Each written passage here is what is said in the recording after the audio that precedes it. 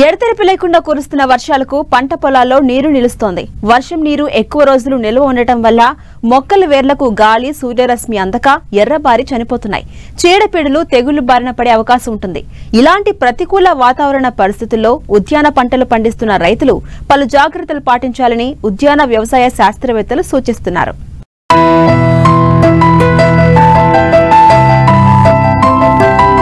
పంటలకు జీవం పోసి ఆదరువు అవుతాయనుకున్న వర్షాలు దంచి కొడుతూ చీలను ముంచెత్తుతున్నాయి. రైతులకు అపార నష్టాన్ని కలిగిస్తున్నాయి. కొద్ది రోజుల కిందట కురిసిన వర్షాల నుంచి తేరుకోకముందే మళ్లీ కురుస్తున్న వర్షాలు రైతులను కలవరపాటుకు గురి చేస్తున్నాయి. ముఖ్యంగా ఉద్యాన పంటలైన కూరగాయలు, పండ్ల తోటలకు తీవ్ర నష్టం కలిగే సూచనలున్నాయి. వీలైనంత వరకు పంట పొలాల్లో వర్షం నీరు నిలవకుండా జాగ్రత్తలు తీసుకోవాలి. వాతావరణంలో అధిక తేమ వల్ల పంటలకు తెగుళ్లు సోకే అవకాశముంటుంది. ప్రస్తుత పరిస్థితుల్లో ఉద్యాన పంటలను కాపాడుకునేందుకు చేపట్టాల్సిన సమగ్ర యాజమాన్యం గురించి రైతులకు తెలియజేస్తున్నారు సంగారెడ్డి ఫల పరిశోధనా స్థానం శాస్త్రవేత్త సుచిత్ర. ముఖ్యంగా మనం కూరగాయల పంటలు కానీ, దుంప పంటలు కానీ చూసుకున్నట్లయితే అవి చిన్న మొక్క స్థాయిలో ఉన్నప్పుడు ఈ యొక్క నీరు నిలవడం అనేది, మొక్కలు చనిపోవడం అనేది జరుగుతుంది. ఈ యొక్క పరిస్థితుల్లో ముఖ్యంగా మనం చిన్న కూరగాయల మొక్కలు కానీ, మనం దుంప కూరలు కానీ రేజ్డ్ బెడ్ మెథడ్లో మనం సాగు చేసుకున్నట్లయితే ఈ యొక్క నష్టాల నుంచి మనం చాలా వరకు తగ్గించుకోవచ్చు. ముఖ్యంగా మనకి ఆలుగడ్డ కానీ, అల్లం కానీ, ఇంకా పసుపు కానీ ఇవన్నీ దుంపకూరలు కాబట్టి నీరు నిలబడినట్లయితే ఆ యొక్క వేరు వ్యవస్థ దెబ్బతిని దుంపకుళ్ళు తెగులు, వేరుకుళ్ళు తెగులు ఇలాంటి నష్టాలు అనేది మనం చూస్తాము. అలాగే మిరప నారు కూడా మనము నీటిలో ఎక్కువగా ఉన్నట్లయితే డాంపింగ్ ఆఫ్ అనేది, అంటే నారుకుళ్ళు తెగులు అనేది వచ్చే అవకాశం ఉంటుంది. సో ఈ యొక్క నష్టాల నుంచి మనము ముఖ్యంగా బయటపడాలి అంటే రేజ్డ్ బెడ్ మెథడ్, అంటే ఎత్తు మడి పద్ధతిలో వీటిని పెంచుకోవాల్సిన అవసరం ఉంటుంది. సో దీనివల్ల నీరు అనేది ఈజీగా మురుగు నీరు పోయే అవకాశం మనం కల్పించే పరిస్థితి ఆ యొక్క పద్ధతిలో ఉంటుంది. అంతేకాకుండా మనము ఈ యొక్క వర్షం వచ్చిన తర్వాత ఈ యొక్క వేరుకులు రాకుండా మనం డ్రెంచింగ్ అనేది చేయాలి. అంటే బ్లైటాక్స్ కానీ, కాపర్ ఆక్సిక్లోరైడ్ ఇలాంటి వాటితో 3 గ్రాములు 1 లీటర్ నీటి కలుపుకొని సో వేరు దగ్గర మనము పోసినట్లయితే, అంటే డ్రెంచింగ్ చేసినట్లయితే ఈ యొక్క వేరుకులు తెగుల నుంచి, దుంపకులు తెగుల నుంచి మనం చాలా వరకు పంటని కాపాడుకోవచ్చు. అయితే పండ్ల మొక్కల పరిస్థితికి వచ్చినట్లయితే ఏ పంటలైనా కూడా, అంటే పండ్ల మొక్కలు కానీ, కూరగాయ మొక్కలు కానీ, ఏ మొక్కలు కూడా మనకి వేరు వ్యవస్థ అనేది ఆక్సిజన్ లేకుండా అది చాలా కాలం బతకలేదు. అంటే నీరు నిలబడ్డప్పుడు ఏమవుతుందంటే ఈ యొక్క మట్టిలో ఉండే ఏదైతే ఎయిర్ ఉందో, అంటే ఆక్సిజన్ ఉందో, అది బయటికి వెళ్ళిపోయి ఆ ప్లేస్లో మనకి ఆ యొక్క స్థలంలో నీరు అనేది రావడం జరుగుతుంది. అయితే ఇలాంటి పరిస్థితుల్లో మనం ముఖ్యంగా ఫస్ట్ చేయవలసింది ఏంటంటే, ప్రధానంగా ఆ యొక్క నీరు అనేది 48 గంటల లోపల మనం మురుగు నీరు తీసే అవకాశం కల్పించాలి. ఇలా కల్పించలేని పక్షంలో ఆక్సిజన్ క్రియేట్ చేసే కొన్ని రకమైన రసాయనాలు, అంటే చాలా కొద్ది మోతాదులో, అంటే 5 మిల్లీగ్రాముల మెగ్నీషియం పెరాక్సైడ్, ఇది మనము ఒక చదరపు మీటర్లకి 5 మిల్లీగ్రాముల వరకు మనం కలుపుకొని ఆ యొక్క వాటర్లో ఏదైతే నిలబడిన ప్రదేశంలో, లేకపోతే మొక్క మొదట్లో ఏదైతే నీరు నిలబడ్డదో ఆ ప్రదేశంలో మనం పోసినట్లయితే కొంతవరకు మనకు ఆక్సిజన్ అందించడానికి మనకి అవకాశం ఉంటుంది. అయితే మనం జామ లాంటి మొక్కలు కానీ, ఇతర పండ్ల మొక్కల్లో మనకి నీరు నిలబడే పరిస్థితులు ఉంటే దానికి ముందుగానే మొక్క మొదల దగ్గర మట్టి ఎగదోసినట్లయితే సో చాలా వరకు నీరు ఆ యొక్క వేరు వ్యవస్థకి తగలకుండా మనము ఆ వేరు వ్యవస్థని కాపాడుకునే అవకాశం ఉంటుంది. సో వర్షం వచ్చినప్పుడు ఇంకా ముఖ్యమైన ప్రక్రియలు చేయవలసిన అవసరం ఏంటంటే, సో దీంట్లో మనం ఎరువుల యాజమాన్యం అనేది, సో ముఖ్యంగా నత్రజని సంబంధించిన ఎరువులు మాత్రం వర్షం సమయంలో ఇవ్వకూడదు. ఎందుకంటే నత్రజని అంటే యూరియా సంబంధించిన ఎరువులు ఏవైతే ఉన్నాయో అవి తొందరగా మనకి లీచింగ్, అంటే భూమి లోపలి పొరలకి పోయి మొక్కకి అందకుండా, మొక్క వేర్లకు అందకుండా చేస్తుంది. కాబట్టి ఈ యొక్క యూరియా సంబంధించిన ఎరువులు, నత్రజని సంబంధించిన ఎరువులు వర్షం వచ్చినప్పుడు వేయకుండా చూసుకోవాలి. అయితే పైపాటుగా మొక్కల పైన వర్షం తగ్గగానే ఒక 1% పొటాషియం నైట్రేట్ కానీ, 10% యూరియా కానీ మనం స్ప్రే చేస్తున్నట్లయితే మొక్కల్లో కొంచెం ఆ యొక్క వర్షం తాకిడి దెబ్బ నుంచి కోలుకునేటట్లు చేయడమే కాకుండా కొత్త చిగుర్లు రావడానికి అవకాశాన్ని కల్పిస్తుంది. అయితే ఈ యొక్క వర్షాకాలం పరిస్థితుల్లో ఇంకా కొన్ని సమస్యలు ఏంటంటే, ఆకుపైన మచ్చలు కూడా వచ్చే అవకాశం ఉంటుంది. ఈ యొక్క ఆకుపైన మచ్చలు వచ్చినప్పుడు మనకి ఫంగిసైడ్, శిలీంద్రనాశిని అంటే డైథెన్ M45 కానీ, సాఫ్ అనేది ఇది ఒక 2 గ్రాములు 1 లీటర్ నీటికి కలిపి మనం పిచికారీ చేసుకున్నట్లయితే ఆకు సంబంధించిన మచ్చలు ఏదైతే ఉన్నాయో వాటిని నివారించుకోవచ్చు. అయితే ఈ వర్షాకాల సమయంలో ఈ యొక్క రసం పీల్చే పురుగుల బెడద కొంచెం తక్కువగా ఉంటుంది. ఎందుకంటే వర్షం తాకిడికి అవన్నీ కూడా వర్షంలో కలిసిపోయి బయటికి వాషౌట్ అవుతాయి. కాబట్టి వర్షం తగ్గిన తర్వాత వాటి బెడద ఎక్కువ అయ్యే అవకాశాలు ఉంటాయి. కాబట్టి వర్షం తగ్గిన తర్వాత ఎండ అయితే ఎప్పుడైతే వస్తుందో దానికి మనం ప్రొఫైలాటిక్ మెజర్గా లేకపోతే రసం పీల్చే పురుగులు కనిపించినప్పుడు ఇమిడాక్లోపిడ్ కానీ రోగోర్ లాంటి మందులు మనం పిచికారీ చేసుకోవాలి. ఇమిడాక్లోపిడ్ అయితే 0.3 మిల్లీగ్రాములు 1 లీటర్ నీటికి కలిపి మనం పిచికారీ చేసుకోవాలి. అలాగే రోగోర్ అయితే 1 మిల్లీలీటర్లు 1 లీటర్ నీటికి కలిపి మనం పిచికారీ చేసుకోవాల్సిన అవసరం ఉంటుంది.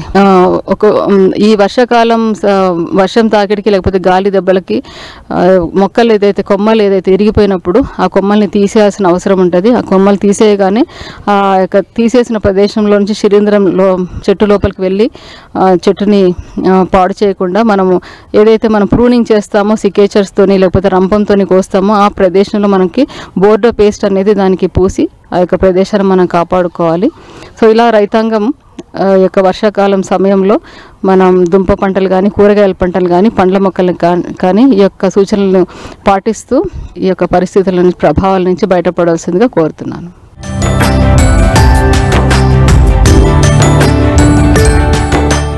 తక్కువ సమయంలో చేతికొచ్చే పంట కూరగాయలు. వీటిని నేలపై సాగు చేస్తే అధికంగా చీడపీడలు ఆశించి పెట్టుబడులు పెరుగుతాయి. అంతేకాదు నాణ్యమైన దిగుబడులు రావు.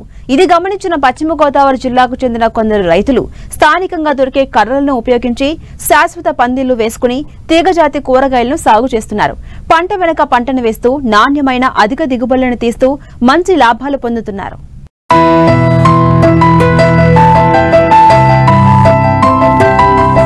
ఇక్కడ చూడండి, పందిరి కూరగాయల సాగు. ఎత్తైన బెడ్లపై నిండుగా అల్లుకున్న ఈ పంటలు దొండ, బీర, చిక్కుడు. ఇప్పుడిప్పుడే పూత, కాతతో ఉన్న ఈ తోటలు పశ్చిమ గోదావరి జిల్లా తాడేపల్లి మండలం వెంకటరామన్నగూడెంలో ఉన్నాయి. కొన్నేళ్లుగా పందిరి కూరగాయలు సాగు చేస్తున్నారు రైతులు. అయితే ప్రణాళికాబద్ధంగా పంటల వెనుక పంటలు వేస్తూ ఏడాదికి 3 పంటలు సాగు చేస్తున్నారు.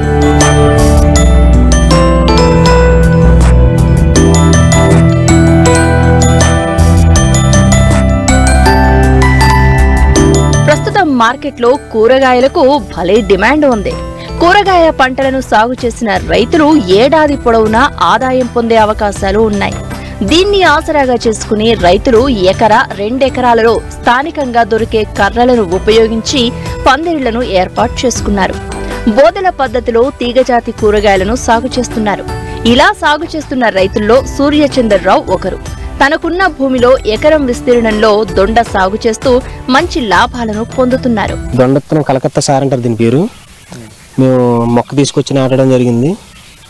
దీనికి పెట్టుబడి సుమారు 18,000 అయింది మొక్కకి. ఎకరాకి 18,000 అయింది మొక్కకి పెట్టుబడి. మేము రావులపాలెం దగ్గర మడికిలోంచి తెచ్చాం. మొక్క 10 రూపాయలు తెచ్చాం కలకత్తా సార్.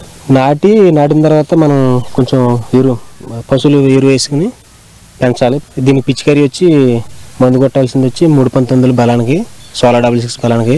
దీనికి పెయిన్ దోమ పడుతుంది. దీనికి పాసిమ్ అనేది మందు కొడతాం. పెయిన్కి 99 అనేది కొడతాం. పురికి వజ్రఫైవ్ అలాంటివి కొడతాం.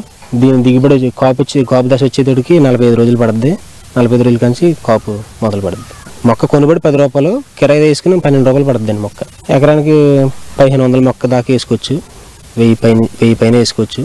నీరు ఇంకా మేము డ్రిప్ సిస్టమ్ కాదండి, మామూలుగా బోధులుగా పెడుతున్నాం. పందిరి వచ్చేసి తాటిపట్లు కోయించుకొచ్చి వేసామండి. ఈ వైరు వచ్చి తూర్పుగోదావరి జిల్లా నుంచి వైరు తెచ్చి అల్లడం జరిగింది. ఎరువులు వచ్చి పశువుల పేడను మామూలుగా పటాసు 1435 డిఏపి అలాంటివి వేస్తూ ఉంటాను. ఒక ఎకరానికి వచ్చి 1.5 టన్నున్నర అలా కాస్తుందండి. దీనికి రేటు ఉండాలండి కాసినప్పుడు. ఇప్పుడు 180-200 ఉందండి. ఇప్పటికి ఈ ఎకరానికి వచ్చి ఒక 89,000 పెట్టుబడి అయిందండి. మనకి ఇదే రేటు ఉంటే కనుకండి ఒక 2 నెలల పాటు ఉంటే పెట్టుబడి వచ్చేసి మనకి కొంచెం డబ్బులు కనపడుతుంది. ఇది వచ్చి ఇదివరకే సంవత్సరం కాసేదండి. ఇప్పుడు సంవత్సరం కూడా కాయట్లేదండి. కొంచెం తొందరగా తేలిపోతుందండి. వారానికి ఒకసారి కొత్తాను. ఈ దొండకాయ ఇప్పుడు ఇదివరకే పెట్టల కాపుకి మేము డబ్బా కొట్టేవాళ్ళమండి. ఇప్పుడు మైకులు అనేవి కొత్తగా వచ్చినాయి. మైకులు పెడుతున్నాం. మైకులు పెట్టడం వల్ల కొంచెం చిలకల బారి కొంచెం తగ్గుతుంది. చిలకలు కొట్టడం ఇది బాగా కమ్ముకునేంత వరకు కొంచెం చిలకలు కొడుతున్నాయండి. కమ్ముకున్న తర్వాత కొంచెం తక్కువే. ఇదే గ్రామానికి చెందిన రైతులు గోకరాజు, కొండలరావులు కూడా తీగజాతి కూరగాయలే సాగు చేస్తున్నారు. ఒకరు బీర సాగు చేస్తూ ఉండగా మరొకరు చిక్కుడు సాగు చేస్తున్నారు. అయితే వచ్చిన దిగుబడులను స్థానిక మార్కెట్లో వ్యాపారులకు అమ్ముతూ ప్రతినిత్యం ఆదాయం పొందుతున్నారు. ఇది మామూలుగా గింజలు అయితే ఎకరానికి 8 ప్యాకెట్లు పెట్టాలండి.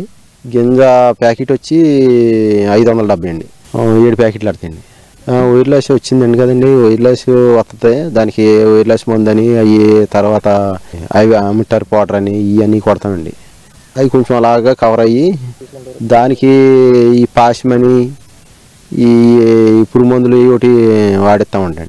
ఎకరానికి ఈ పందిరి ఎత్తాకి వైరెళ్తాకి వాటికి 80 నుంచి 90 వరకు అవుద్దండి.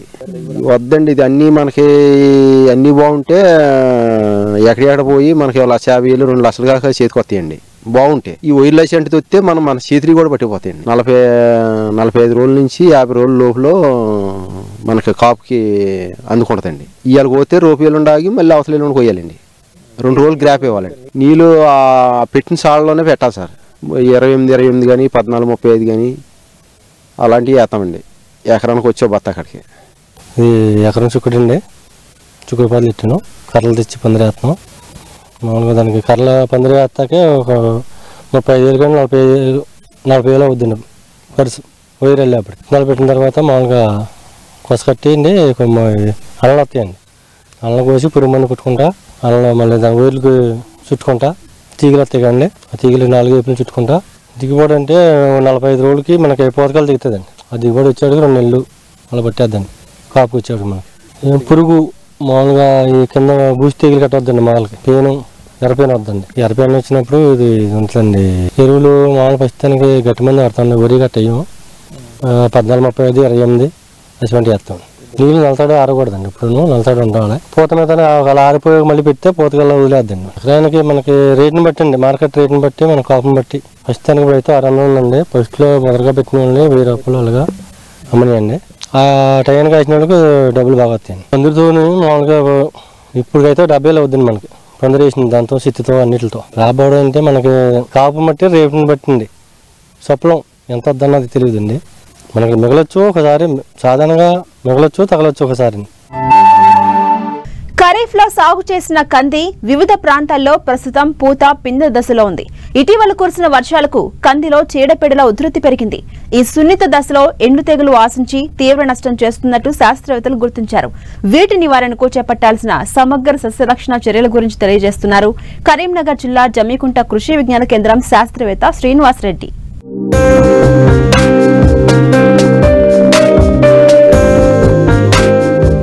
ఖరీఫ్ కంది పంట కాలం రకాన్ని బట్టి 150 నుండి 180 రోజులు. జూలై నుంచి ఆగస్టు వరకు విత్తిన ఈ పంట చాలా ప్రాంతాల్లో కాయ తయారయ్యే దశలో ఉంది. డిసెంబర్ నెలాఖరు వరకు పూత వృద్ధి చెందే అవకాశం ఉంది. ఈసారి కంది విస్తీర్ణం బాగా పెరిగింది. అయితే ఇటీవల కురిసిన వర్షాల కారణంగా చేలల్లో నీరు నిలిచి చీడపీడలు ఆశించినట్లు శాస్త్రవేత్తలు గుర్తించారు. ఎంతో శ్రమ కోర్చి పంటను ఈ దశకు తీసుకొచ్చిన రైతులకు ఇప్పుడు తెగుళ్లు కంటి మీద కొనుకు లేకుండా చేస్తున్నాయి. ఉమ్మడి కరీంనగర్ జిల్లాలోని అనేక మండలాల్లో పూత పిందె దశలో ఉన్న కంది పంటలో ఎండు తెగులు సోకటంతో దిగుబడికి తీవ్ర నష్టం వాటిల్లుతోంది. రైతులు ఈ తెగులుపై నిఘా ఉంచి వెంటనే తగిన నివారణ చర్యలు చేపట్టాలంటూ సూచిస్తున్నారు కరీంనగర్ జిల్లా జమ్మికుంట కృషి విజ్ఞాన కేంద్రం శాస్త్రవేత్త శ్రీనివాస్ రెడ్డి. దాదాపుగా చూసినట్లయితే ఈ యొక్క కంది పంట కూడా ప్రధానమైన పంటగా చెప్పుకోవచ్చు. ఈ కంది పంట చూసినట్లయితే గత 10 రోజులుగా కురుస్తున్న వర్షాల వల్ల అక్కడక్కడ మనకు చూసినట్లయితే వడిలిపోయి ఎండిపోయినట్టు కనబడుతూ ఉంటుంది. దీన్ని మనం విల్ట్ ఎండు తెగులు అని చెప్పేసి కూడా మనం గమనించవచ్చును. ఈ యొక్క ఎండు తెగులు నివారణకు గనక చూసినట్లయితే మనం మొదటగా కార్బెండిజం బావిస్టిన్ అనే మందును 1 గ్రాము లీటర్ నీటికి కలిపి గనక మనము మొదళ్ళ చుట్టూ గనక మనకు కంది యొక్క వేర్లు తడిచే విధంగా చూసి ఆ యొక్క ఎండు తెగులు సోకిన మొక్కలకు అదేవిధంగా వాటి చుట్టుపక్కల మొక్కలకు కూడా మనం పోసుకున్నట్లయితే దాదాపు ఈ యొక్క ఎండు తెగులు రాకుండా మనం కాపాడుకోవచ్చును. అదేవిధంగా బ్లైటాక్స్ అదేవిధంగా కాపరాక్సిక్లోరైడ్ అనే మందును కూడా మనము 3 గ్రాముల లీటర్ నీటికి కలిపి కనుక ఈ యొక్క ఎండు తెగులు సోకిన మొక్కలకు వేర్లు తడిచే విధంగా పోసినట్లయితే ఈ యొక్క ఎండు తెగులు రాకుండా మనము కంది పంటను కాపాడుకోవచ్చును.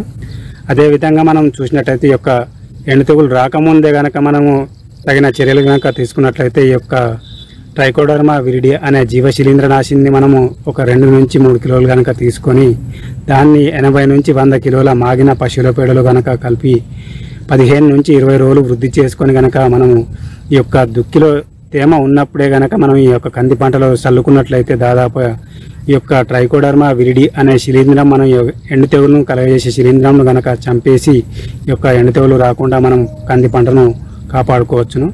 అదేవిధంగా అక్కడక్కడ చూసినట్లయితే ఈ యొక్క కంది పంటలో ఇంకా అంతరకృషి చేయకుండా ఉన్నట్లయితే దాదాపుగా వాటిలలో ఈ యొక్క గడ్డి వల్ల మనకు అక్కడక్కడ చిత్తపురుగులు కూడా ఎక్కువగా పెరిగే అవకాశం ఉన్నందున ఈ యొక్క చిత్తపురుగుల నివారణకు మనము ఈ యొక్క వేప నూనెను 5 ml లీటర్ నీటికి కలిపి దీంతో పాటుగా ఎస్ఫేట్ అనే మందును 1.5 గ్రాము కానీ లేదంటే క్లోరోఫైరిఫాస్ అనే మందును 2.5 ml లీటర్ నీటికి కలిపి కనుక పిచికారీ చేసుకున్నట్లయితే ఈ యొక్క చిత్తపురుగులను కూడా మనము నివారణ చేసుకోవచ్చు.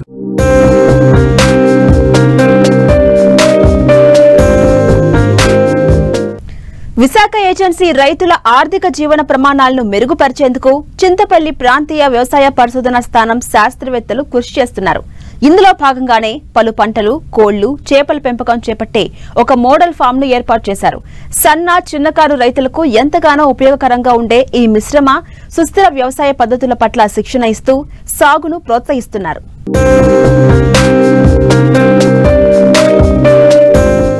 ఒకప్పుడు రైతులందరూ పంటలతో పాటు పాడి పశువులు, గొర్రెలు, మేకలు, కోళ్లు, చేపల పెంపకం చేపట్టి ఖచ్చితమైన ఆదాయాన్ని పొందేవారు. అయితే వివిధ కారణాల దృష్ట్యా పశు సంపద లేని వ్యవసాయాన్ని రైతులు చేపడుతున్నారు. అంతేకాకుండా ఒకే పంటను సాగు చేస్తూ నష్టపోతున్నారు. ప్రస్తుతం వాతావరణ పరిస్థితులు మారాయి. వర్షం అనుకున్న సమయానికి కావలసినంత కురవడం లేదు. కమతాలు కూడా చిన్న చిన్నవిగా అయిపోయి ఆశించిన స్థాయిలో ఆహార భద్రత, ఆదాయం లభించడం లేదు. వ్యవసాయాన్ని శాస్త్రీయబద్ధంగా చేపడుతూ క్షేత్ర వనరులను సమర్థవంతంగా వినియోగించుకోవడం అత్యంత అవసరం. అంతేకాదు, మారుతున్న కాలానుగుణంగా వ్యవసాయ అనుబంధ రంగాలను ఎన్నుకొని కలగలుపుగా వ్యవసాయం చేపట్టాలి.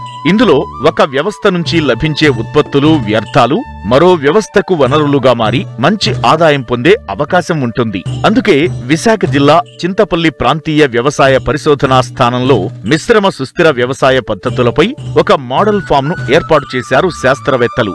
ఏజెన్సీ రైతులకు ఈ సాగు విధానాల పట్ల శిక్షణ ఇచ్చి సాగును ప్రోత్సహిస్తున్నారు.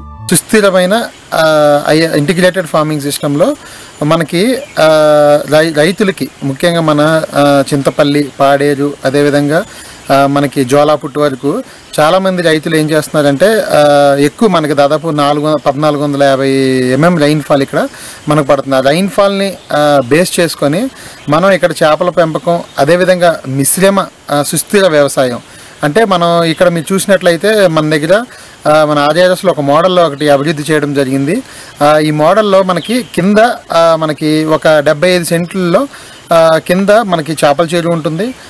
దానిపైన మనకి మీరు చూసినట్లయితే కోళ్ల షెడ్ వేయడం జరిగింది. కోళ్ల షెడ్ దాదాపు ఒక 100 కోళ్ల వరకు పెట్టుకునే సామర్థ్యం ఉంది.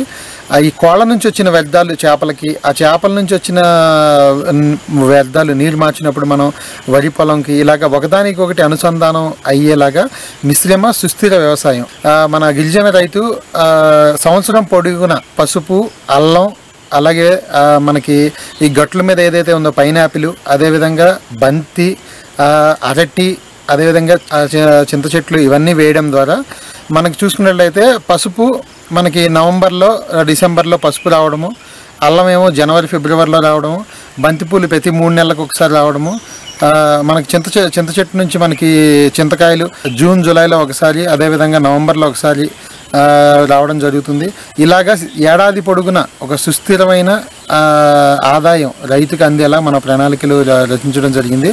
ఇందులో ముఖ్యంగా కోళ్ల పెంపకం, మనం నాటుకోళ్ళు, అదేవిధంగా కడకనాథ్ కోళ్ళు పెంచుకోవచ్చండి. అదేవిధంగా చేపల పెంపకం చూసినట్లయితే మనకి మీరు ఈ 75 సెంట్లలో 1 హెక్టార్ మోడల్లో కనుక ఒక 70 సెంట్లు చేపల చెరువు రైతుకున్నట్లయితే చేప పిల్లలు వేయాలనుకుంటే కనుక మనకు ముఖ్యంగా ఇక్కడ బొచ్చె, రాగండి, అదేవిధంగా ఎర్రమైల, గడ్డి చేపలు ఇక్కడ ప్రధానంగా పెరగడానికి అవకాశం ఉంటుంది. మనకి గడ్డి చేప అనేది ముఖ్యంగా, అదేవిధంగా ఎర్రమైల అనేది దాదాపు 1.5 కేజీన్నర నుంచి 2 కేజీలు ఒక 8 నెలలు కనుక పెంచినట్లయితే మనకి 150 రూపాయల నుంచి 200 రూపాయలు ఆదాయం మనకి ఈ చేపల చెరువు నుంచి రావడం జరుగుతుంది. చేప పిల్లల నీటి వనరులను బట్టి అదేవిధంగా ఏ నిష్పత్తుల్లో నిర్ణయించుకోవాలనేది మనం ముఖ్యంగా మనకున్నటువంటి చెరువులో కానీ చేపలో కానీ బొచ్చె అదేవిధంగా రాగండి ఎర్రమైల రకాలను సాగు చేసుకున్నట్లయితే ఆ మూడింటిని కనుక మనం తెచ్చుకున్నట్లయితే 3:5:2 నిష్పత్తిలో చెరువులో విడిచిపెట్టుకోవాలి. బంగారు తీగను కానీ ఎంచుకున్నట్లయితే దాన్ని కూడా 3:4:1:2 అది రేషియోలో ఉండేటట్టు చూసుకోవాలి. ఒకవేళ ఏదన్నా మనకి చేపల చెరువులో కనుక ఎక్కువ గడ్డి ఉన్నట్లయితే, గుర్రపు డెక్క ఇలాంటివి ఎక్కువ ఉన్నట్లయితే గడ్డి చేపను మనం చేపల చెరువులో విడుదల చేసుకోవడం మంచిది. బొచ్చు కనుక రైతులు ఎంపిక చేసుకున్నట్లయితే సంవత్సరానికి దాదాపు 2 కేజీల నుంచి 4 కేజీలు బరువు ఇచ్చి మనకి 1 కేజీన్నర 2 కేజీల చేప దాదాపు 200 నుంచి 250 రూపాయలకి ఆదాయం ఆర్జించడానికి అవకాశం ఉంటుంది. తవుడు, అదేవిధంగా వేరుశనగ చెక్క, పత్తి చెక్క, అదేవిధంగా సోయా చెక్కుడు వంటి అనుబంధమైన ఆహార పదార్థాలు ఇచ్చినప్పుడు ఇవి అధిక పెరుగుదలను చూపించడం మనకి గమనించడం జరుగుతుంది. గడ్డి చేప ఒక ముఖ్యమైన చేప అండి. ఇది కూడా 1 కేజీన్నర దాదాపు 100 రూపాయల నుంచి 150 రూపాయలు మనకి సైజులను బట్టి సీజన్ బట్టి రైతుల దగ్గర నుంచి తీసుకోవడం జరుగుతుంది. ఇది దాదాపు ఒక సంవత్సర కాలంలో 2 కేజీన్నర నుంచి దాదాపు 5 కేజీల వరకు మన పెరుగుదల చూడడం గమనించాము. అదేవిధంగా మీకు బాగా తెలుసు బంగారు తీగ అంటారు. బంగారు తీగ కూడా మనకి ముఖ్యమైన ఒక మన మేజర్ కార్ప్. ఇది కూడా మనకి భూమి అడుగు భాగంలో ఎక్కువగా పెరిగి ఒక సంవత్సర కాలంలో 1.5 కేజీన్నర నుంచి 3.5 కేజీల వరకు పెరుగుదల చూపిస్తాయి. ముఖ్యంగా రైతులు మనకి సూచించే ముఖ్యమైన సూచనలు ఏంటంటే చేపల చెరువుల్లో నీళ్లు ప్రతి నెలకు ఒకసారి మారుస్తూ ఉండాలి. అదేవిధంగా మనకి అనుబంధ ఆహార పదార్థాలు అధికంగా ఇవ్వడం ద్వారా మనకి ఈ చేపల యొక్క పెరుగుదలను మనం గమనించడం జరుగుతుంది. ఇప్పుడు ఈ చేపలకు సంబంధించిన మేజర్ మెలకువలు కనుక పాటించినట్లయితే ఈ గిరిజన రైతులు, అదేవిధంగా మనకి మైదాన రైతులు, చిన్న 40 సెంట్ల కుంట దగ్గర నుంచి దాదాపు రైతులకి కొన్ని చోట్ల అనువుగాని స్థలాలు ఏమన్నా ఉన్నా దాన్ని కొంచెం బాగు చేసుకొని చేపలు పెంచుకుంటే మనకి ఈ మిశ్రమ సేద్యంలో అధిక ఆదాయం, అదేవిధంగా ఒకవైపు చేపలు, ఒకవైపు కోళ్ళు, ఒకవైపు మనకి పూల పంటలు, అదేవిధంగా మనకి ఎలాగో వరి సాగు ఉంటుంది. వీటన్నిటిలో కనుక ఒక సంవత్సరం మొత్తంలో అధిక ఆదాయం రావడానికి అవకాశం ఉంటుంది. మిశ్రమ వ్యవసాయ విధానాల వల్ల రైతుకు ఒక వ్యవస్థలో నష్టం వచ్చినా మరో దానిలో వచ్చే రాబడి వల్ల ఆర్థికంగా నిలదొక్కుకోవడానికి అవకాశం ఉంటుంది. వ్యవసాయ వ్యర్థాల వినియోగంతో సాగు ఖర్చు తగ్గుతుంది. చిన్న సన్నకారు రైతులకు నిరంతర ఉపాధి, స్థిరమైన ఆదాయం లభిస్తుంది.